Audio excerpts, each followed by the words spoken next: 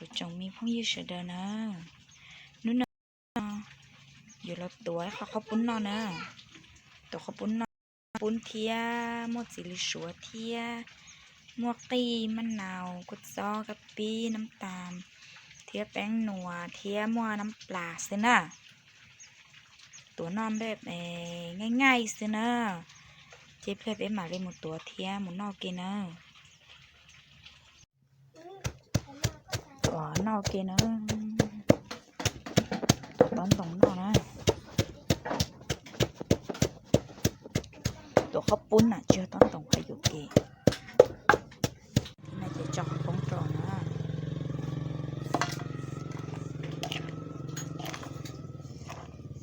ดอกสินะ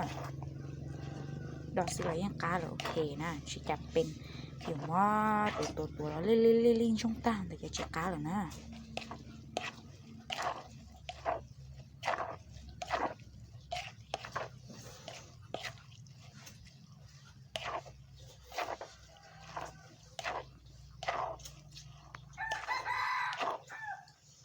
ช่องนะนู่นนะกูแล้วหน่อยเขาปุ้นตัวนะเขาปุ้นตัวแล้วมาก้าชับหล่อนนะชิบถั่วนะเทียมวยแล้วว่าเทียมักสีดูสวยล่อเทียสีดูสวยไหมนะกูยี่ตัวนี้เนี่ยน่าสีดูสวยนะเจกูน่าเขาปุ้นตัวไปใช้นะนะเจ้าคนนอกเกใช้การได้กันนะแต่ชิมันอยู่ชัวร์การซื้อลีแล้วนะนอกเกนะ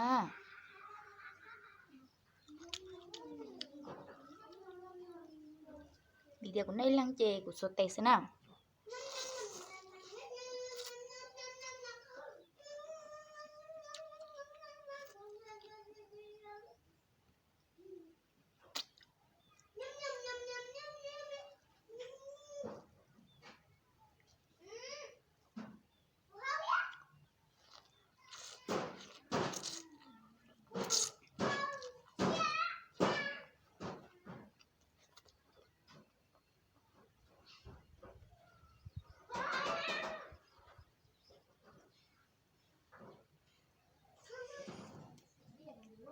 กระชับเลยนะกูยี่ตัวนี้เนี่ยน่ารู้บ้านนะ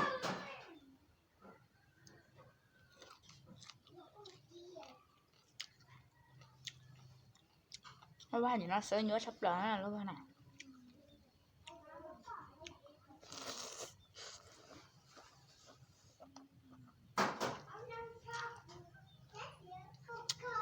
นู่นน่ะ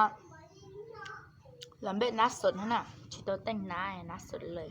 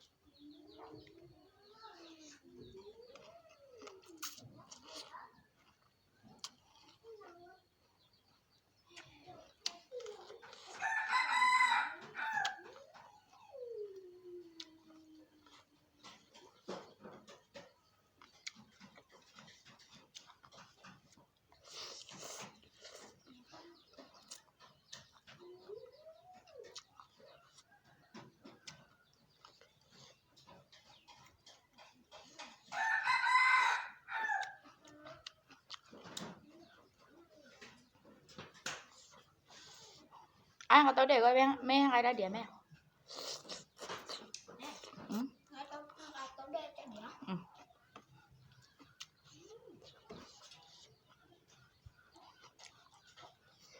cá thật tạm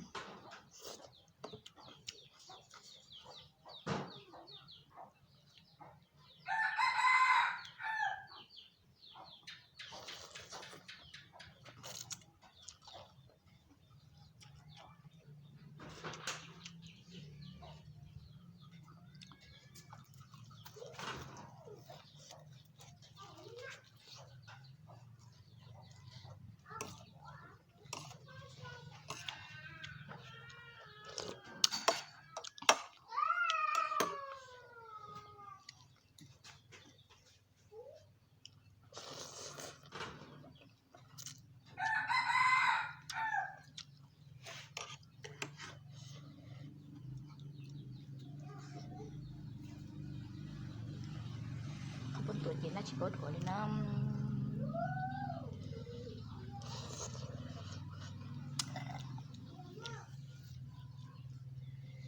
chỉ cân cầu lên nó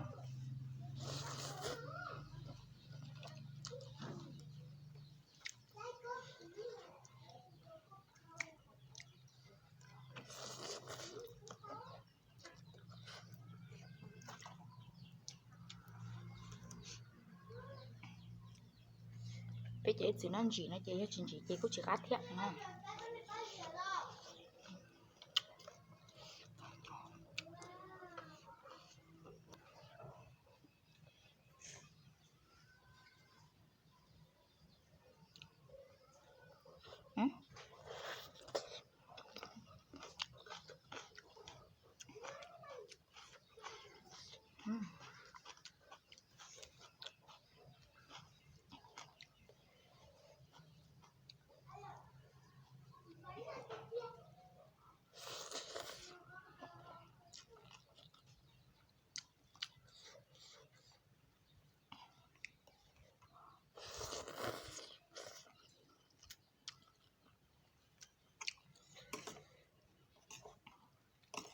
bây giờ chỉ nó chỉ em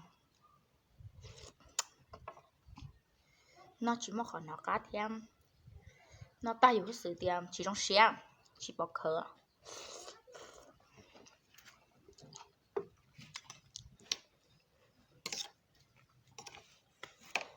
hay là nó chỉ tông chỉ em cú tháo thua thế nào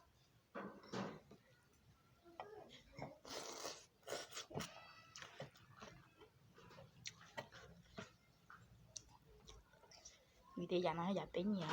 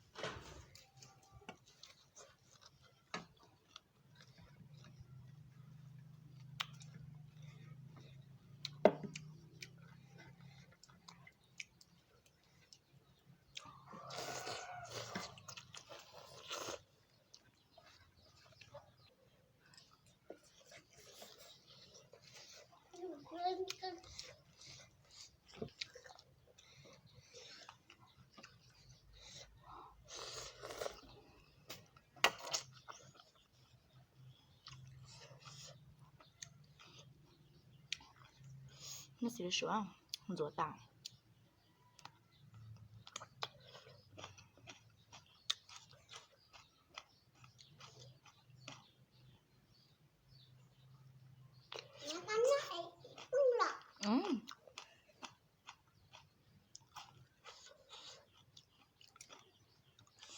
giờ nó giờ cũng nhiều sắp lắm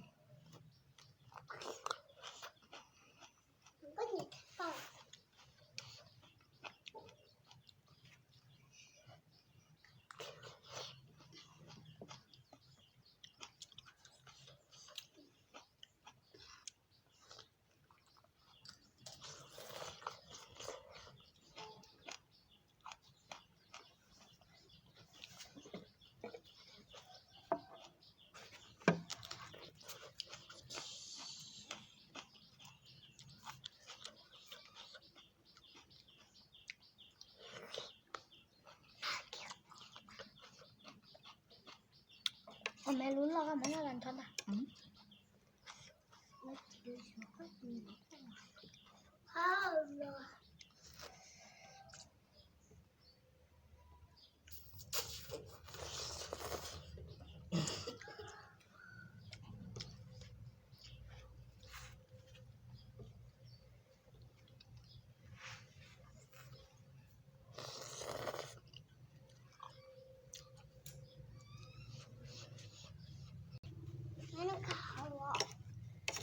nó tàn nó theo cô chụp lại thế nào chị này nó sẽ nó cá chụp lại xin chị cơ kìa có chơi dạy dùng nhỉ bye bye